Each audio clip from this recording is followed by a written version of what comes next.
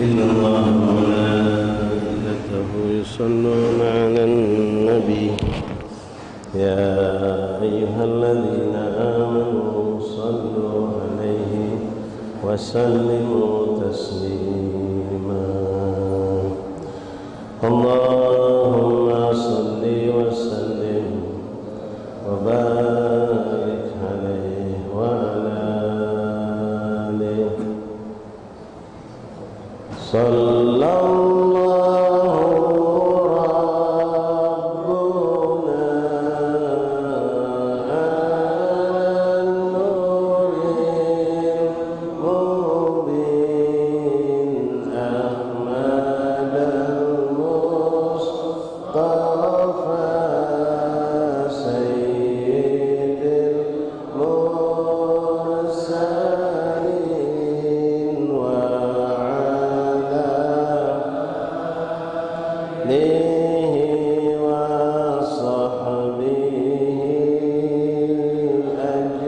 أجمعين اللهم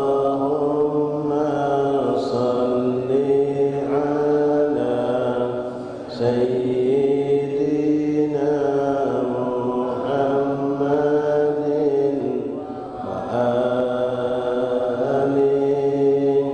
كما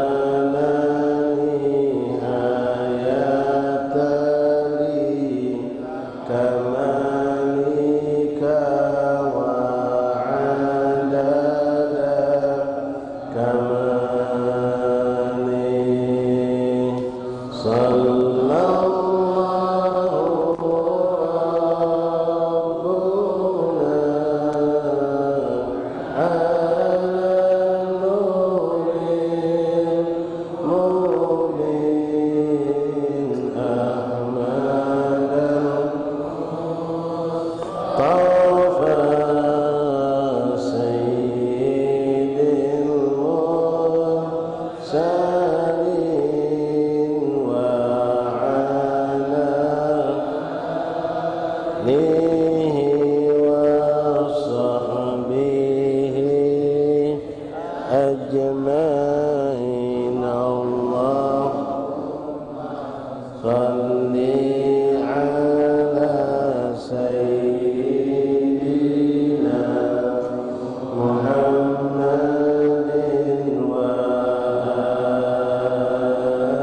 وآله كما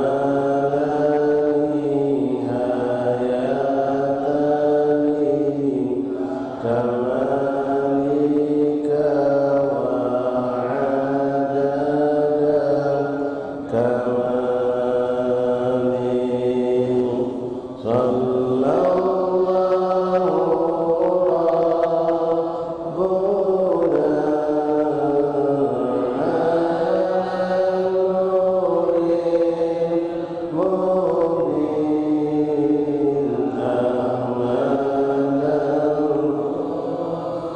طافى سيد المرسلين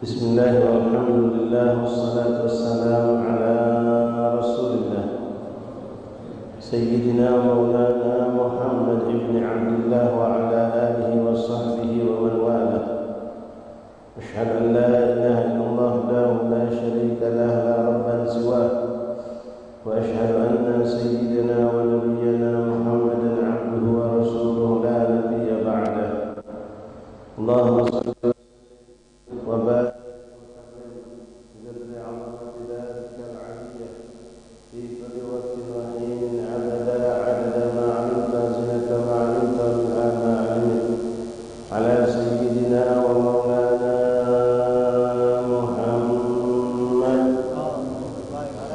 وعلى آل سيدنا ومولانا محمد صلاة تكون لك الرضا ولحق الأداء وصلة الفضيلة والشرف والدرجة العالية الرفيعة وهو أفضل مقام محمود الذي أتاه يا أرحم الراحمين اللهم رب اشرح لي صدري ويسر لي أمري واحلل عقدة من لساني يفقهوا قولي رب زدنا علما ويقينا وارزقنا فهما اللهم ارزقنا فهم النبيين وحفظ المرسلين وإلهامك إلهام الملائكة المقربين سبحانك لا علم لنا إلا ما علمتنا إنك أنت العليم الحكيم وتب علينا يا رب إنك أنت التواب الرحيم واغفر لنا وارحمنا وأنت خير الراحمين وانصرنا على القوم الكافرين اللهم يا من القرآن وهذا خير وأعانهم عليه اللهم اغفر وأعنا عليه وصلى الله على سيدنا محمد النبي الأمي وآله وصحبه وسلم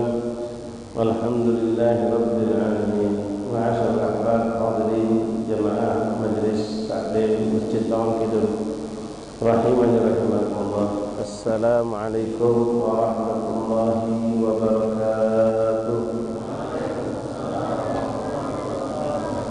Alhamdulillah alhamdulillah alhamdulillah lakal hamdu syukran walhamdu ya rabbana bersyukur kepada Allah Subhanahu wa taala yang kembali memilih kita lalu mengumpulkan kita lalu memuliakan kita dengan perkumpulan yang lakal hamdu ya rabb. Dipilih Allah sudah datang dari bermacam-macam tempat dari latar belakang kehidupan yang berbeda-beda dengan keadaan kesibukan yang berbeda-beda. Ada yang memang memiliki waktu luang, ada pula dengan kesibukan. Kita dikumpulkan Allah Subhanahu wa taala karena kita dipilih Allah. Yang sibuk, yang capek, yang letih, bahkan yang sakit ketika dikehendaki Allah maka dia akan didatangkan Allah dalam kekuatan. Itulah yang disebut dengan nikmat taufik min Allah. Ada orang yang sehat walafiat, tidak ada kesibukan, bahkan dia memiliki bermacam fasilitas, namun dia tidak pernah diizinkan Allah untuk duduk di tempat-tempat yang baik, berkumpul dengan orang yang baik dengan pengamalan yang baik. Ini orang namanya tidak dapat taufik min Allah. Lawan dari taufik istilahnya khazlan. Khazlan. Na'udzubillah min dzalik. Ma'asyiral rahimani rahimakumullah. Pada pembahasan pertemuan yang lalu dari kitab Sabilul Itikaf masih seputar kehidupan kita setelah kematian dan kebangkitan lalu dikumpulkan di padang mahsyar. Kemarin dijelaskan lewat hadis Rasulullah keadaan orang-orang yang dibangkitkan, ada yang merasakan lapar yang sangat yang tidak pernah dialami semasa hidup di dunia, ada pula orang yang kehausan yang sangat yang tidak pernah dialami semasa hidup di dunia, ada pula orang yang tidak berpakaian dalam keadaan telanjang, dan itu kebanyakan mereka. Namun ada sebagian mereka ketika Allah kebalikannya, dia tidak merasakan lapar, tidak merasakan haus, bahkan dia pun seperti berpakaian. Siapa mereka? Orang-orang yang masa hidupnya suka memberi makanan, orang yang semasa hidupnya suka memberikan minuman sebagai sedekah, dan orang yang suka memberikan pakaian kepada orang semasa hidup di dunia, yang menjadikan itu ketaatan amal soleh yang dia lakukan. Lalu diceritakan pula kemarin dari apa yang dituang dari Imam Haddad dalam kitab ini, manusia itu akan digiring setelah bangkit dari kubur. Semua bangkit di macam-macam tempat yang tahu Allah, itu semua akan digiring menuju namanya padang mahsyar. Ada 3 riwayat di situ menjelaskan digiring, kita berjalan ini digiring. Ya, seperti manusia mengiring hewan binatang sehingga mereka terarah menuju suatu tempat. Dalam riwayat yang mengiring kita adalah malaikat Allah.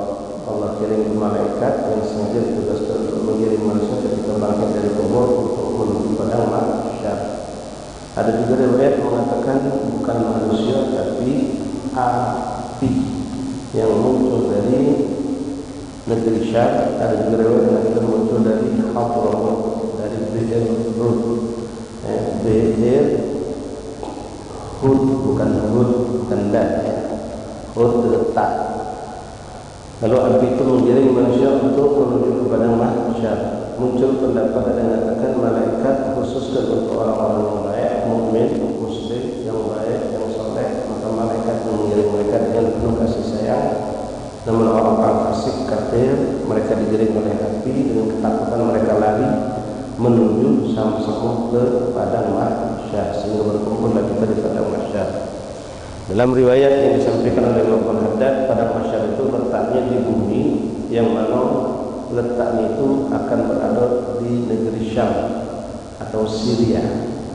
Wallahu a'lam tempatnya di mana itu akan ada berdasarkan daripada sumber riwayat yang datang dari Rasulullah sallallahu alaihi wasallam. Yang jelas kalau kita saksikan padang pasir yang luas dengan jarak itu luar biasa, tidak seperti seperti lautan. Padang pasir itu luasnya tidak seperti seperti lautan. Dan Allah mungkin menjadikan keadaan padang pasir nanti yang diciptakan Allah dalam bentuk yang lebih luas, yang lebih lapang sehingga menampung semua manusia yang pernah hidup di muka bumi Allah dari zaman Nabi Adam alaihissalam sampai yang terakhir wafat sebelum hari kiamat. Ma'asyiral rahimani rahimakumullah.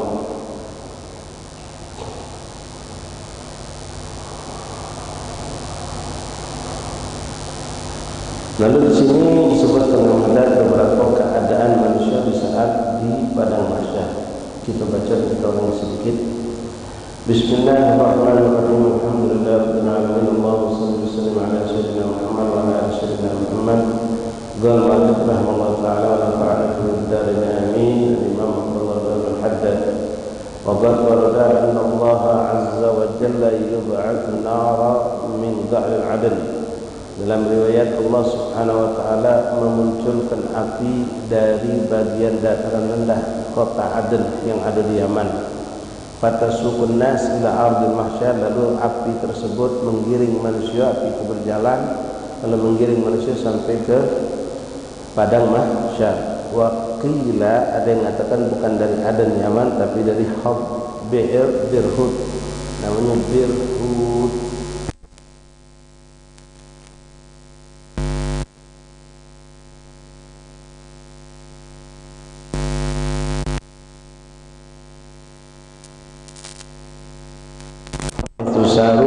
Dan api ini pun berjalan bersama manusia menggiring sampai mereka terkumpul di padang mahsyar. Wa taqilu ma'hum haitsu qalu wa tamshi ma'hum haitsu. Yaitu api ini terus berjalan di mana pun mereka berjalan, mereka berhenti, api itu pun akan berhenti dan terus menggiring mereka sampai ketemu padang mahsyar. Terus ma'hum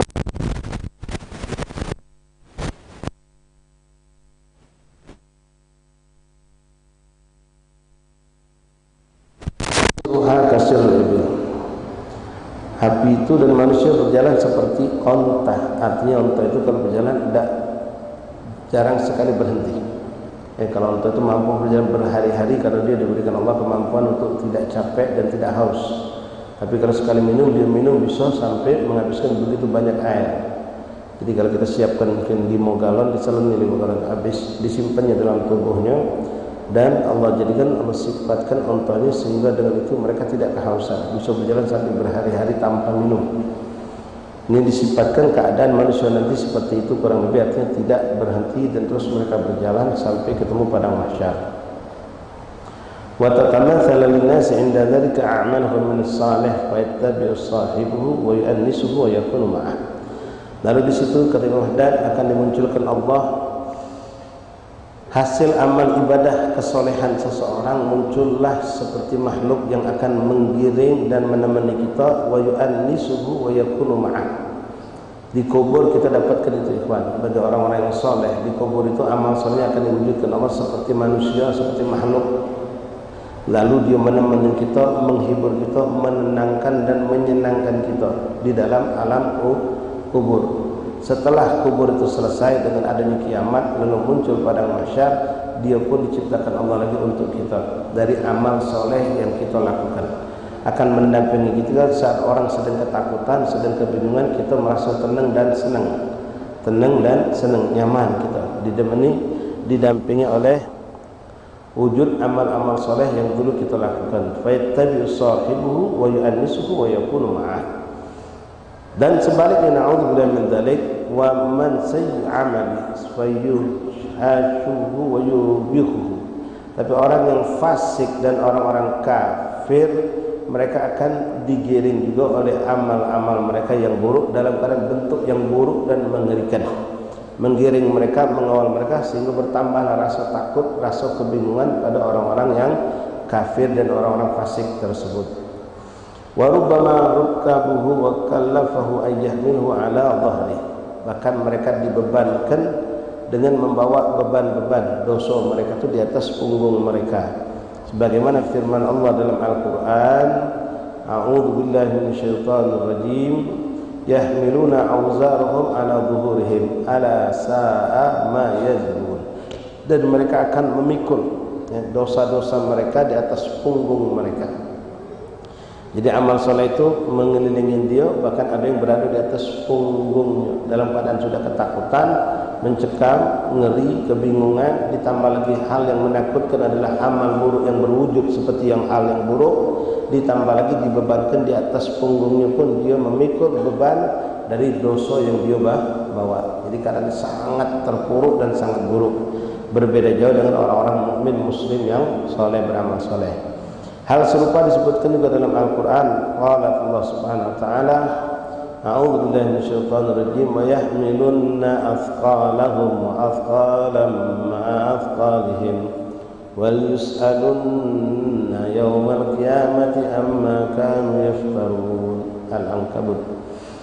Dan ditimpukkan, dibebankan, dipikulkan kepada mereka sesuatu yang berat dari dosa-dosa mereka di atas dosa mereka. Jadi tumpukan-tumpukan dosa menjadi beban yang berat, sementara mereka sendiri dalam keadaan kebingungan, ketakutan dalam keadaan padang mahsyar tersebut. Wa yus'alunna yaumal qiyamah amma kanu yaftarun. Dan mereka berharap ke hari kiamat itu cepat selesai prosesnya, karena mereka sudah tidak tahan dengan keadaan yang seperti itu. Jadi di padang mahsyar mereka sudah tidak sanggup, dan mereka berharap cepat terjadinya kiamat. Padahal kiamat itu kalau orang soleh seperti dari alam kubur sudah minta.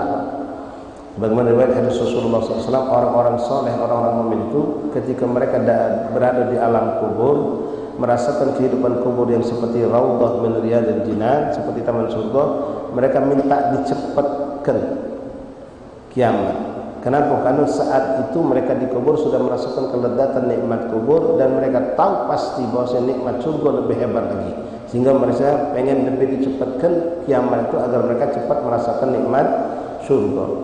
Nah, berbeda dengan orang-orang kafir saat berada di kuburan.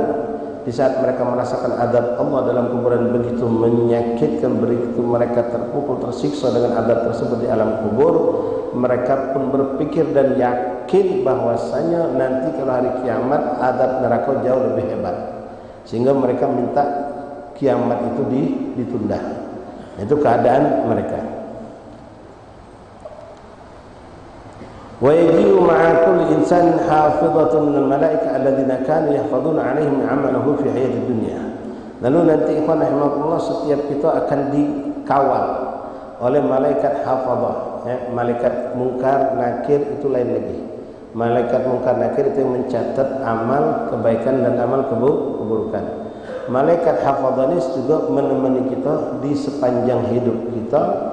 Dia yang akan menjadi saksi buat kita dari amal baik dan amal buruk yang kita lakukan.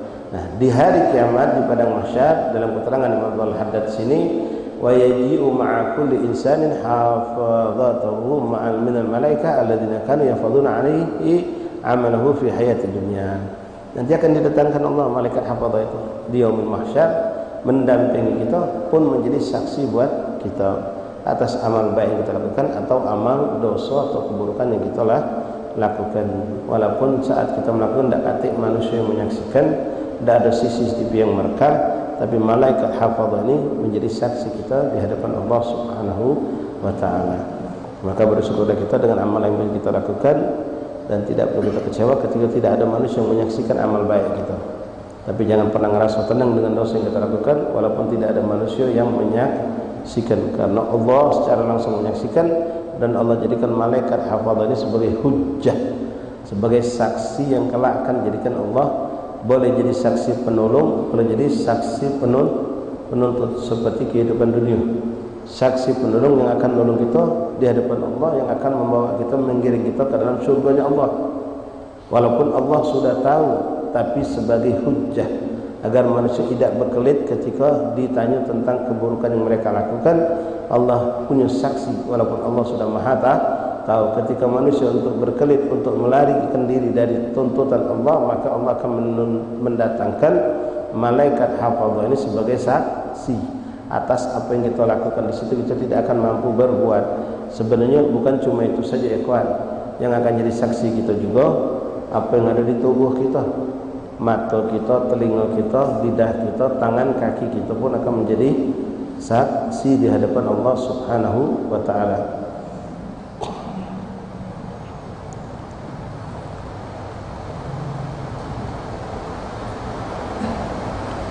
Qala Allah Subhanahu wa taala, wa ja'at kullu nafsin ma'aha sa'iqun wa syahid, dan akan datang di setiap mereka itu bersama mereka sa'iqun yang akan menggiring mereka, wa syahid dan menjadi saksi.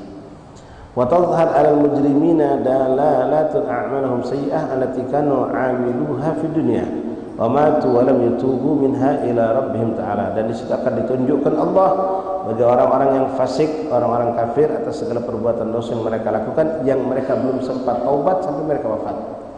Tapi kalau kita mudah-mudahan ya Rabb, kalau Allah menakdir kita untuk melakukan satu dosa dari satu kesalahan, ya Rabb, mudah-mudahan Allah susulkan dengan Allah berikan ilham untuk kita, taufik untuk kita bertaubat. Ini yang kita harapkan. Ya, mudah-mudahan dengan itu justru sebagian hamba itu ditakdirkan Allah terpuruk dengan dosa, lalu diberikan Allah ilham untuk dia bertobat, lalu dia taubat-taubatan dosa, justru dia tertagih, naik derajatnya tinggi, menjadi dekat dengan Allah. Sampai ada firman yang mengatakan, innallaha yuhibbut tawwabin wa yuhibbul mutatahhirin. Allah mencintai wong yang bertaubat. Sebelumnya mereka berbuat kesalahan, tapi setelah itu mereka bertobat dan Allah cinta kepada mereka. Lalu mereka beramal soleh, innal hasanat yudhibus sayyi'at, dengan amal-amal soleh itu Allah hapuskan segala dosa-dosa mereka. Jangan kita pernah memandang kilas balik buruk manusia ketika kita saksikan dia sekarang sudah hijrah, sudah berbuat baik. Hijrahnya dia sudah menunjukkan dia dipilih Allah. Kedua, dengan dia beramal soleh, amal dosa dia akan dihapus sesuai dengan apa yang dikatakan Rasulullah SAW juga, fa'at bi'is sayyi'ata hasanah tamhuha, dan ikutilah perbuatan dosa-dosa yang pernah kita lakukan dengan berbuat kebaikan sebagai penghapus daripada dosa-dosa tersebut. Maka apapun yang pernah kita lakukan dari kemaksiatan ikhwan, maka balas dengan kebaikan sehingga Allah hilangkan keburukan atau kemaksiatan dari catatan amal kita dan tidak disaksikan menjadi penuntut kita di yaumil qiyamah, karena kita sudah kita bertobat kepada Allah. Nah, masalah taubat tidak pacak direncanakan ikhwan. Kalau ada orang na'udzubillah min dzalik sengaja berbuat kemungkaran, berbuat maksiat, lalu dia berencana kaki aku taubat.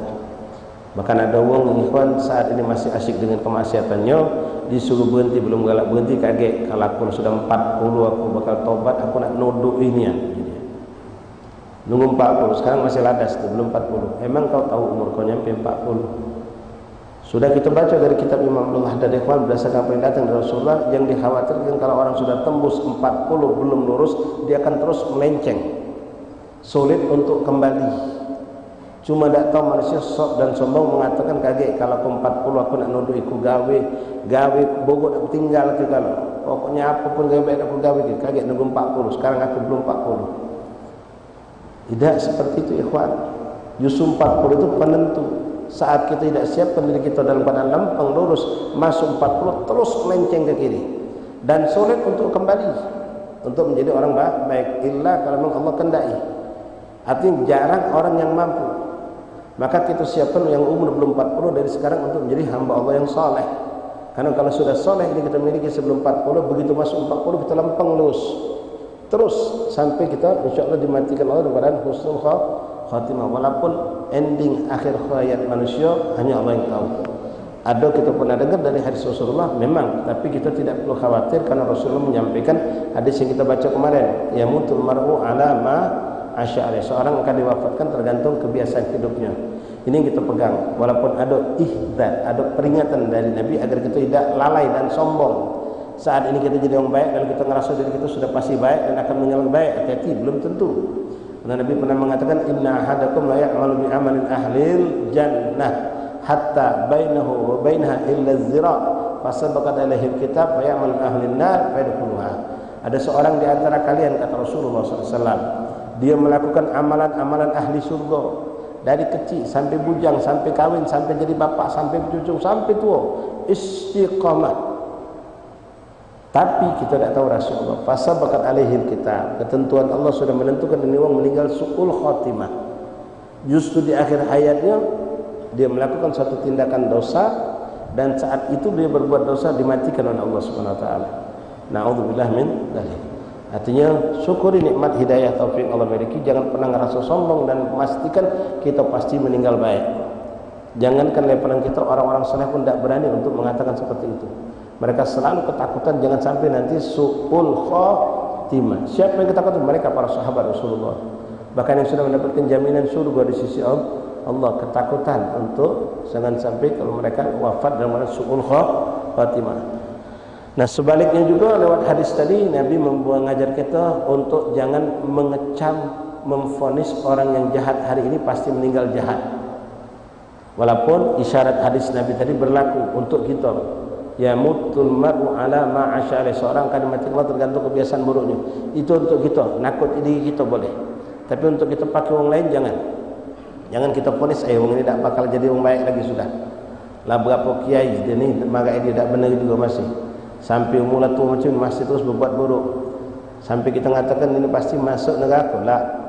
Nabi mengatakan dalam hadis yang serupa sambungan hadis tadi, inna ahadakum la ya'malu bi amalin ahlin nar hatta bainahu wa bainaha illa zira' fasabaqat ilaihi kitab ay'amal bi amal al-jannah fa yadkhuluha. Sungguh kata Rasulullah ada seorang di antara kalian melakukan amalan-amalan ahli neraka. Dari kecil sampai bujang, sampai berbini, sampai punya anak, sampailah tua.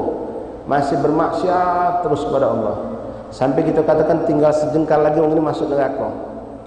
Tapi fasabaqat ilaihi kitab, Allah menentukan dalam Lauhil Mahfuz ketentuan Allah. Sebelum dia terlahir di bumi, Allah sudah tentukan ini orang meninggal husnul khatimah.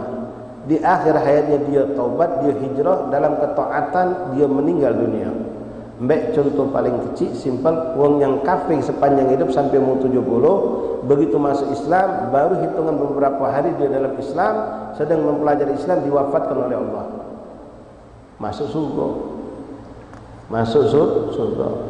Nah kita tidak tahu posisi kita di mana, tapi kita tetap berharap dengan apa yang dikatakan Rasulullah, yamutul mar'u ala ma'asya alaih. Kalau hari ini kita diberikan Allah, kita menjadi orang baik, maka berhusnuzan kepada Allah dan minta terus agar Allah istiqomahkan kita dalam kebaikan. Dan jangan pernah na'udzubillah muncul sifat ujub, gurur, lupa diri, ngerasa diri hebat, ngerasa pasti sampai dalam ketaatan sampai meninggal dalam husnul khatimah. Tidak ada jaminan itu. Tidak ada jaminan itu, tapi kita terus berhusnudzon dan meminta kepada Allah agar kita diberikan wafat dalam keadaan husnul khatimah sesuai dengan apa yang dikatakan Rasulullah. Seorang akan diwafatkan tergantung kebiasaan hidupnya. Nah, hadis yang kedua tadi yang menceritakan ada orang soleh tapi di akhir hayatnya meninggal husnul khatimah, itu buat kita jangan jadi orang sombong, jangan lupa diri, jangan ngerasa diri kita pasti menjadi orang yang ahli surga. Belum ada kepastian itu. Namun sebaliknya tadi, hadis yang pertama tadi untuk orang ahli maksiat, hati-hati, berhentilah. Berhentilah. Kenapa? Rasul mengatakan orang itu akan diwafatkan dengan kebiasaannya. Kalau memang dia biasanya maksiat, berbuat durjana, berbuat kemungkaran, dia khawatirkan dia meninggal dalam keadaan su'ul khatimah, walaupun tidak menutup kemungkinan dia bisa kembali. Tapi kalau orang ini benar-benar dia dari hati kecil pengen tobat, Allah bukakan pintu. Tapi kalau dia menyepelekan Saat ini dia maksiat dan dia ngomong aib, belum tentu juga endingnya kaki aku meninggal dalam suatu khotimah, boleh jadi kaki aku taubat. Orang seperti itu tidak bakal diberikan Allah hidayah, karena dia menggampangkan, menyepelekan apa yang ditawarkan diberikan oleh Allah Subhanahu wa taala. Ma'asyarul ahbab rahimani rahimakumullah, wa ja'at kullu nafsin ma'aha sa'iqun wa syahid. Akan menjadi saksi buat kita. Wa tadhhar 'alal mujrimina dalalatun a'malum sayyi'ah allati kanu 'amaluha fid dunya. Lalu Allah akan tunjukkan kepada orang-orang mujrimin, orang-orang yang fasik, orang-orang yang berbuat dosa, tanda-tanda bekas-bekas amal buruk yang pernah dilakukan semasa di dunia. Itu akan Allah tunjukkan di hari ini, jam sekian, detik sekian kau melakukan maksiat ini. Itu akan diingat oleh Allah. Yang mana kita kebanyakan manusia lupa dengan maksiat kita, tapi Allah tidak pernah lupa. Lalu manusia nak berkelit, Allah tunjukkan ini saksinya. Tiang jadi saksi kau taat kepada Allah. Kita saat ini di masjid, tiang, kipas angin, lampu, listrik, segala macam ini jadi saksi kita di hadapan Allah. Ini akan menjadi penolong kita di hadapan Allah. Syahidan lana, bukan syahid alaina. Hujjah lana, bukan hujjah alaina. Kalau ala itu sifatnya buruk, hujjah lana, penolong kita di hadapan Allah. Syahid dan lana, menjadi saksi kita di hadapan Allah dalam ketaatan. Kalau yang buruk itu hujjah alaina, syahidan alaina, menjadi saksi penuntut di hadapan Allah, menjadi penuntut yang menyerumuskan kita ke dalam nerakanya Allah. Tempat yang baik kita berharap jadi saksi kita dalam kebaikan, bahkan tempat yang tidak baik pun menjadi saksi kita dalam kebaikan. Ingat ikhwan, Allah telah berfirman dalam Al-Quran, inna nahnu nuhyil mauta. Ini hari kebangkitan. Sungguh kami akan menghidupkan lagi manusia itu. Tidak ada masuk kubur habis-habis, akan dibangkitkan Allah. Ada yaumul ba'ats, ada yaumul nahar, ada yaumul mahsyar. Inna nahnu nuhyil mauta wa naktubu ma qaddamu. Kami catatkan apapun mereka lakukan, sekecil apapun. Ada catatannya, mungkar nakir, malaikat hafazah tadi, sebagai saksi kita di hadapan Allah. Ingat, Allah sedang mengingatkan kepada kita semua ikhwan, di nasihat berdirianan kita semua, mudah-mudahan Allah berikan taufik dan inayah pertolongan dari Allah. Faman ya'mal mithqala dzarratin khairan yarah, wa man ya'mal mithqala dzarratin syarran yarah. Sekecil apapun amal baik kita lakukan, pasti tidak bakal dibuang oleh Allah, pasti kita dapatkan balasannya, mulai dari alam kubur sampai nanti di yaumul kiamat di surganya Allah. Tapi sebaliknya, na'udzubillah, wa may ya'mal mithqala dzarratin khairan yarah wa may ya'mal mithqala dzarratin syarran yarah. Siapa yang berbuat keburukan sekecil apapun, dia dewek lupa, dia tidak dianggapnya sesuatu itu dosa, maka Allah tidak pernah lupa. Akan dia dapatkan balasan dari Allah Subhanahu wa ta'ala. La ilaha illallah Muhammadur Rasulullah sallallahu alaihi wasallam. Wa tadhhar 'ala mujrimina dalalatun a'malahum as-sayyi'ah allati kanu 'amiluha fid dunya wa matu wa lam yatubu minha ila rabbihim ta'ala. Itu orang-orang yang bermaksiat kepada Allah, orang-orang kafir atau orang muslim tapi bermaksiat sampai dia wafat tidak sempat taubat. Makanya sering kita diingatkan, badiru bitaubati qablal maut. Bersegeralah kamu taubat sebelum datang kematian. Allah ikhwan, ngeri kita kalau ngomong tentang kematian. Begitu banyak orang meninggal ngejut di zaman kita sekarang. Bahkan Rasul sudah mengabarkan tanda hari kiamat dekat. Banyak dari umatku, kata Rasulullah, yamutul faj'ah, meninggal tiba-tiba. Banyak, luar biasa. Nah, kondisi meninggal tiba-tiba ini kita berharap dalam kondisi yang baik. Nah, pengen meninggal tiba-tiba dalam baik, itu tadi asyu bil hasanah, hiduplah dengan kebaikan-kebaikan. Yamutul mar'u ala ma asya alaih, karena seorang akan diwafatkan tergantung dengan kehidupan kebiasaan dia. Kalau memang kita gawe kita baik terus, hablum minallah baik, hablum minanas baik, maka insyaallah meninggal dalam keadaan baik.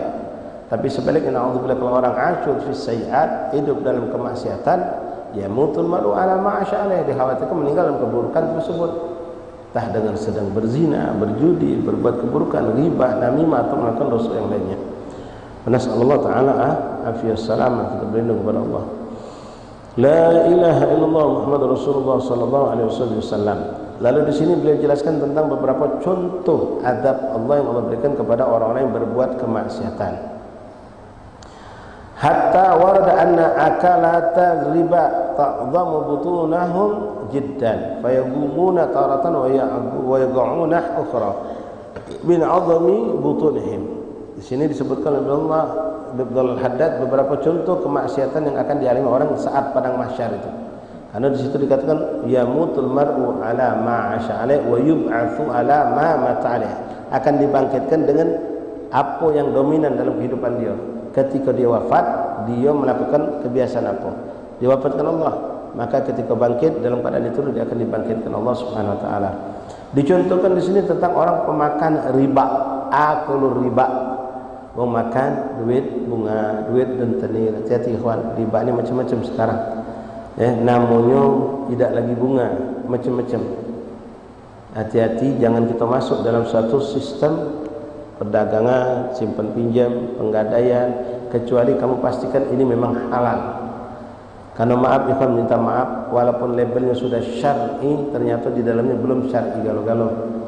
Banyak pinjaman-pinjaman itu tidak syar'i, walaupun di situ labelnya syar'i. Jadi benar-benar kita pelajari, jangan sampai kita salah. Penggadaian itu bisa dikatakan 99,90% itu semua jauh dari syariat. Penggadaian itu kebanyakan menjeratkan kita dalam hukum riba. Riba ini macam-macam. Riba itu macam-macam, cuma yang paling gampang kita saksikan riba dalam bentuk simpan pinjam, pinjam meminjam. Yang begitu ada kemanfaatan kita ambil dari orang yang kita pinjami, maka hukumnya riba walaupun bukan bentuk duit. Dalam kaidah mengatakan kullu ghadin dzawil manfaah fahuwa riba. Apapun pinjaman yang kita ngambil manfaat daripada pinjaman itu, maka hukumnya riba. Kalau riba minjam 5 balik 6 jelas. Minjam 10 balik 12 jelas. Nah, ini tidak nambah duit, tapi ada kemanfaatan yang kita ambil dari uang yang kita pinjami, maka hukumnya juga riba. Contoh misal, ada uang yang minjem duit sama kita 10 juta untuk modal usaha. Apa dia kalau buka usaha? Nak bikin chicken beb. Aku nak pengen buka jualan ayam crispy, ayam chicken plus nasi. Oh ya sudah, kalau macam itu. Kau nak minjem berapa? 10 juta. Kapan kau nak balikan? Dalam hitungan 4 bulan, paling lama 5 bulan. Balik berapa? 10. 10 balik 10. Jelas tidak ada ribanya. Tapi kebetulan Ana ni seorang pedagang ayam potong.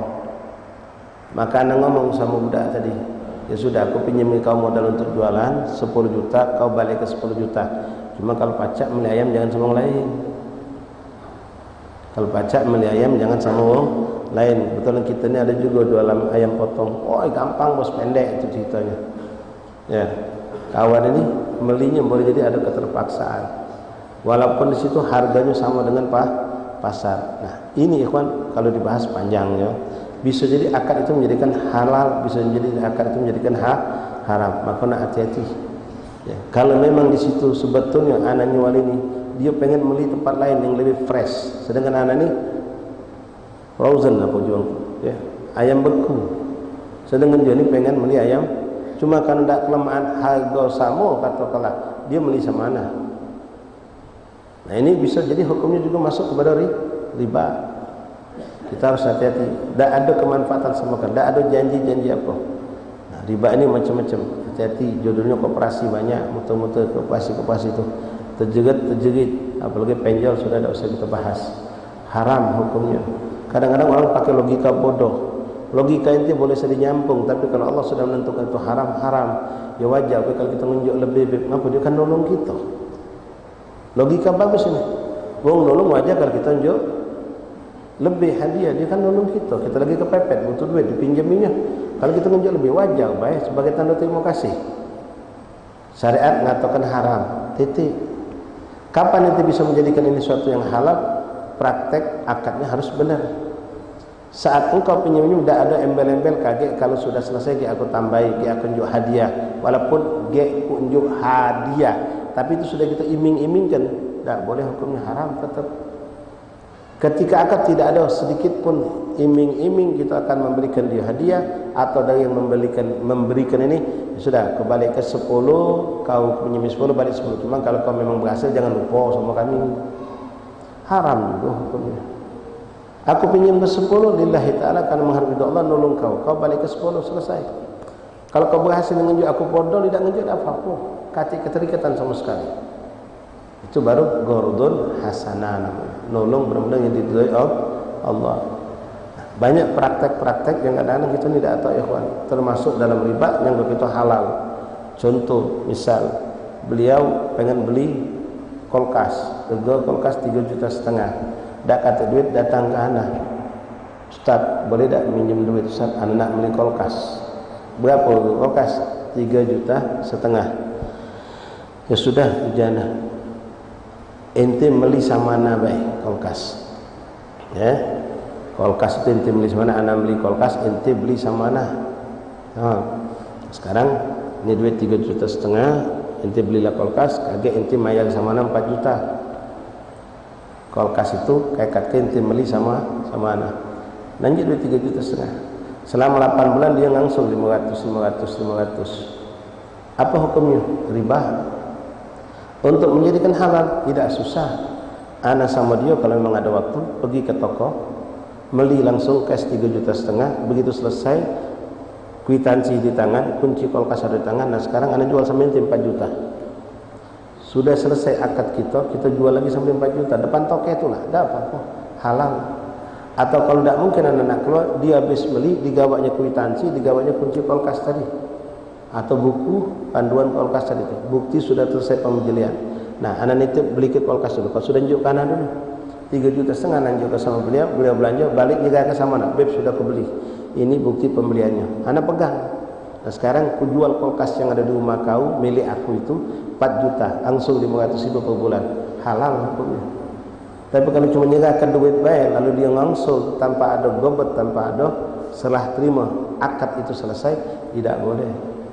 Ya kemarin kami sudah jelaskan masalah nukar duit anyar, duit bogo. Kemarin hari Asyura banyak orang bagi ke duit anyar untuk anak yatim, bagus.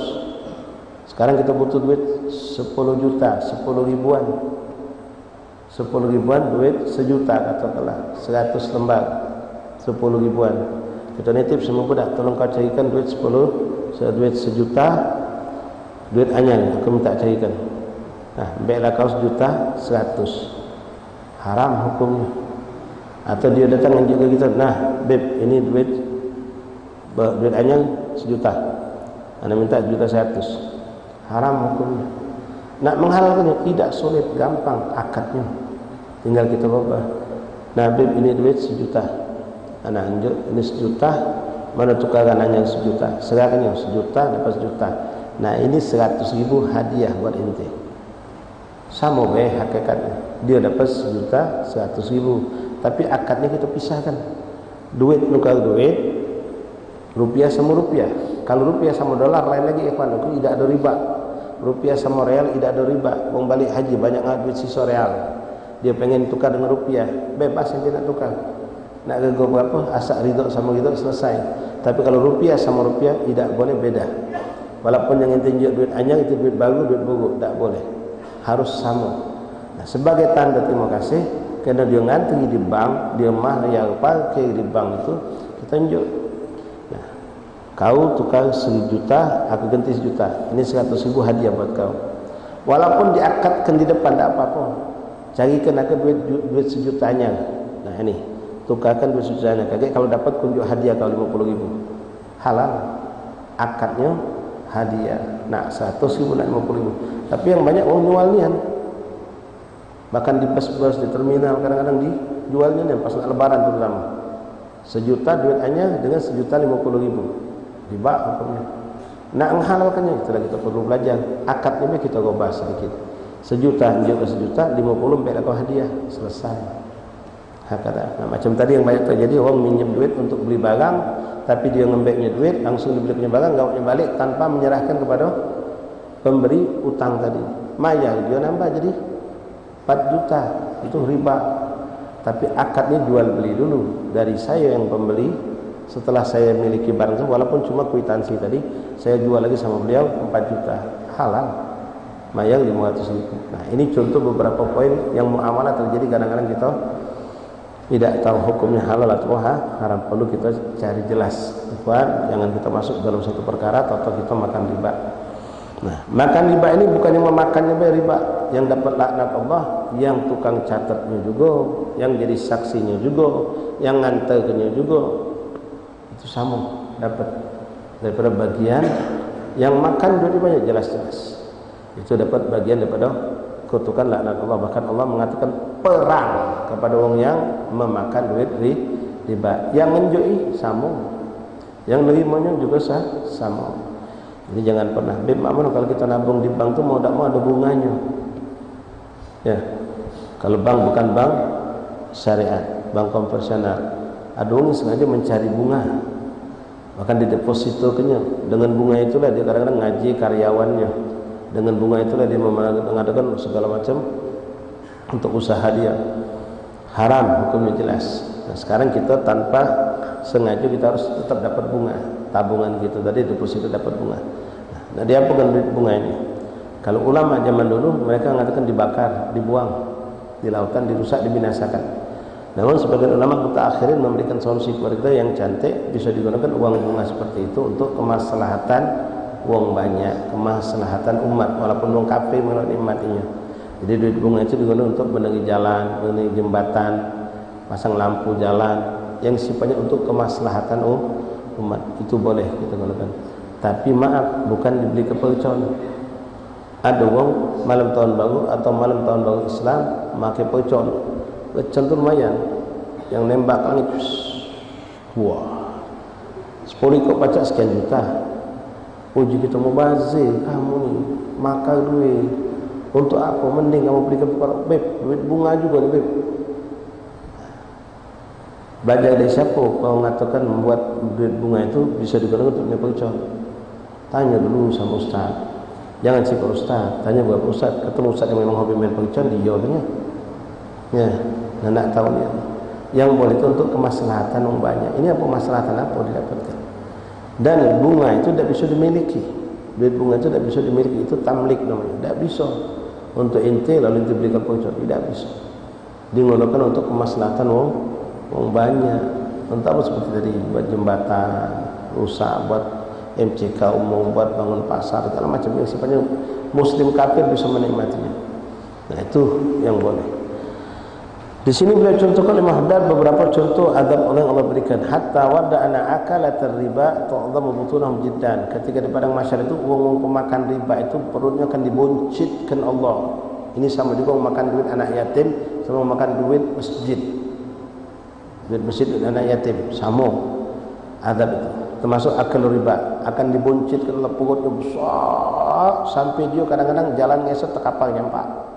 Sini katakan fayabumuna taratan wa yad'una akhra min 'azmi butuni. Kadang-kadang dia tegak berjalan baru dapat tapak nyampak terkapal terduduk. Tak pacak berjalan dengan keadaan perut yang luar biasa. Bukan cuma luar biasa kata ulama, mengeluarkan bau busuk dan cairan yang kotor menjijikkan dari perutnya itu. Sehingga orang yang sedang dalam api neraka atau dalam keadaan kepanikan di padang mahsyar pun menjauh dari dia.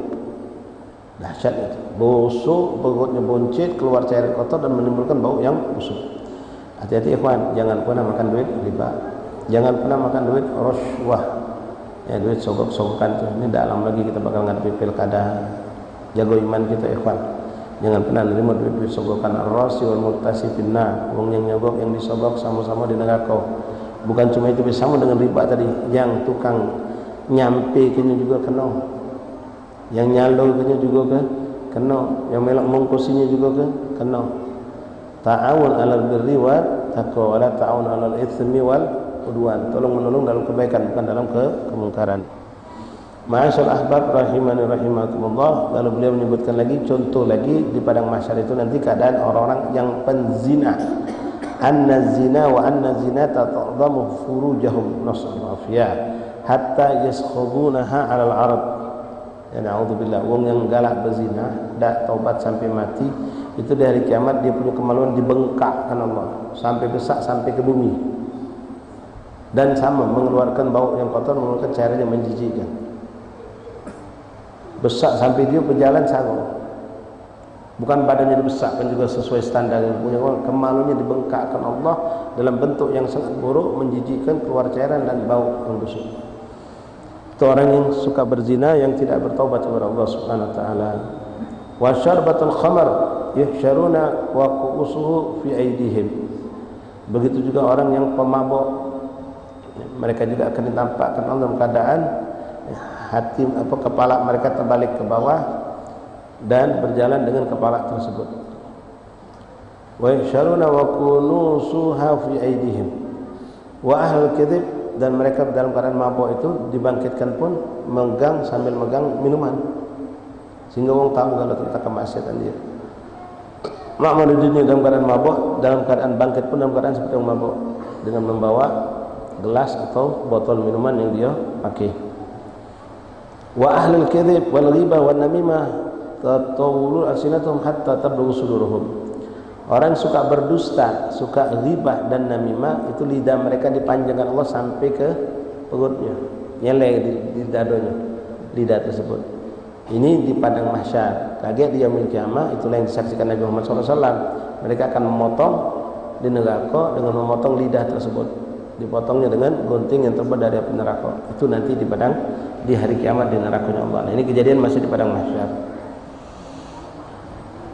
Wa mani'iz zakah wa tatamathalu lahum amwaluhum fi suwaril hayatin ha'ilah yutatawwaquna biha. Orang yang menahan diri dari berzakat, wajib mengeluarkan zakat tapi tidak mengeluarkan zakat, atau mengeluarkan zakat tidak pas dengan yang seharusnya dikeluarkan.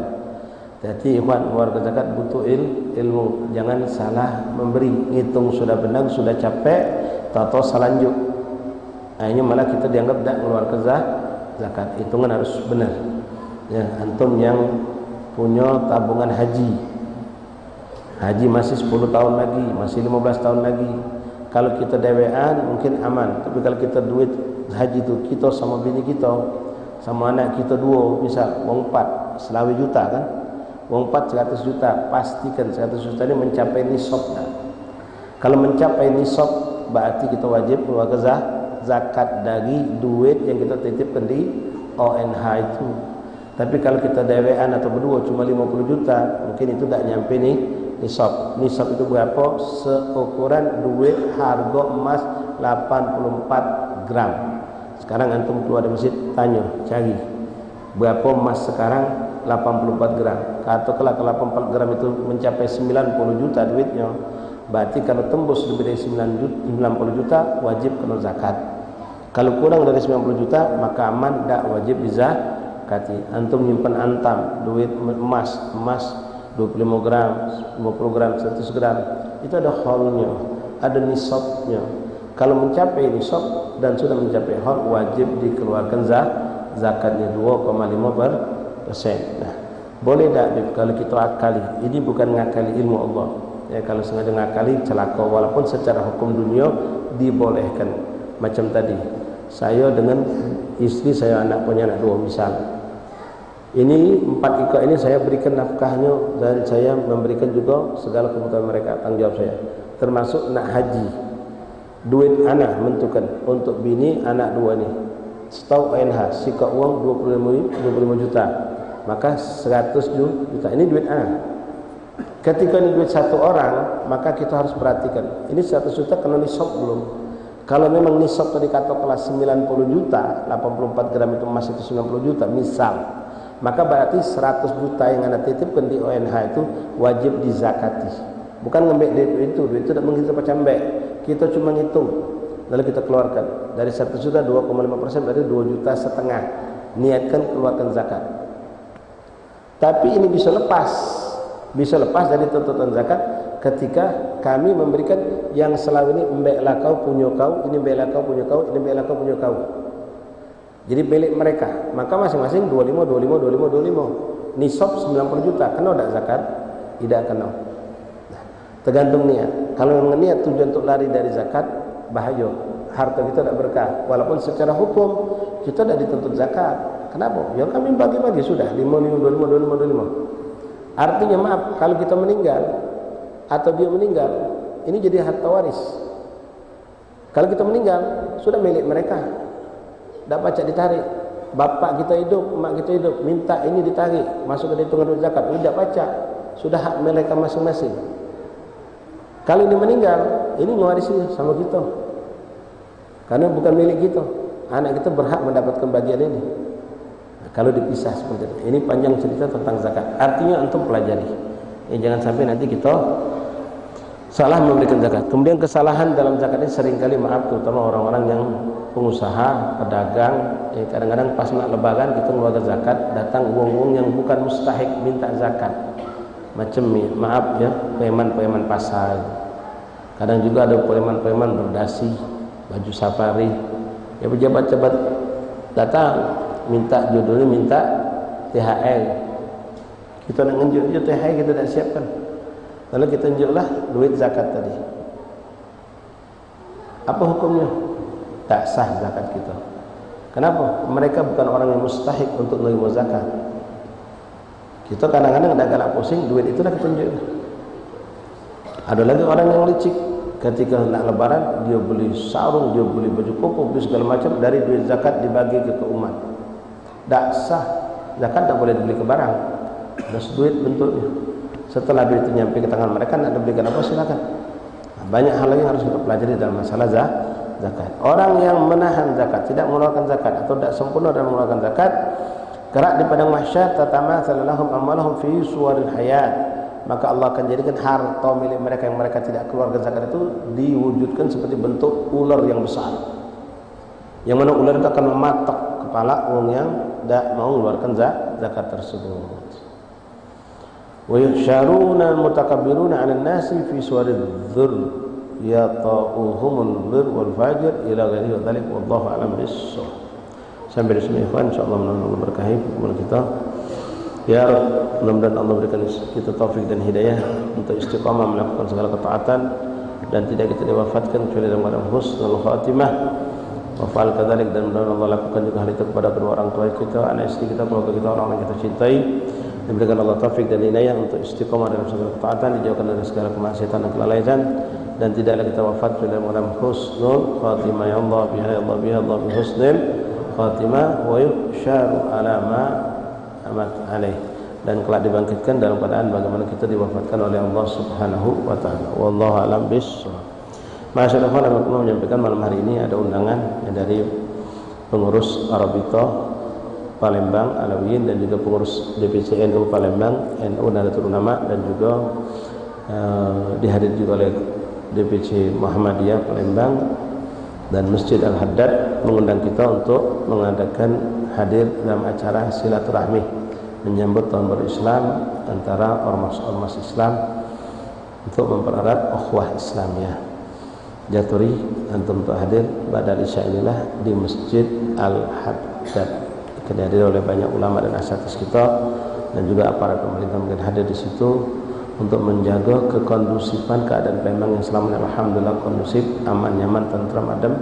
Tidak ada ghil, tidak ada kebencian, tidak ada kehasutan, tidak ada kedengkian antara kita orang, ustaz sama kiai, kiai sama habaib, habaib sama muhibbin, semuanya dalam satu yang indah di Palembang ini yang perlu dijaga, dan kita pun mudah-mudahan mengambil keberkahan dari acara tersebut lewat bacaan-bacaan, juga mungkin ada tausiah dan nasihat. Wallahu a'lam bissawab. Bismillahirrahmanirrahim. Alhamdulillahirabbil alamin. Allahumma salli wa sallim ala sayyidina Muhammadin wa ala ali sayyidina Muhammad.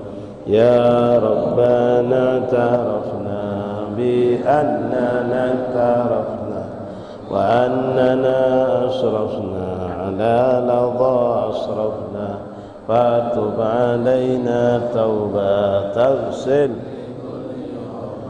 wastur lana al-awrati wa aminir rawati waghfir liwalidina rabbi wa mauludina wal ahli wal ikhwani wasairil khillani wa kullu dhi mahabbah aw jiratin aw suhbah wal muslimina ajma amin ya rabbi asma fadlan wa judan manna la biktisabin minna bil mustafa rasuli nahda bikulli suli salla wa sallam rabbi alaihi addal habbi wa alihi wa sahbihi عداد تنسس به والحمد لله في البر والتناهي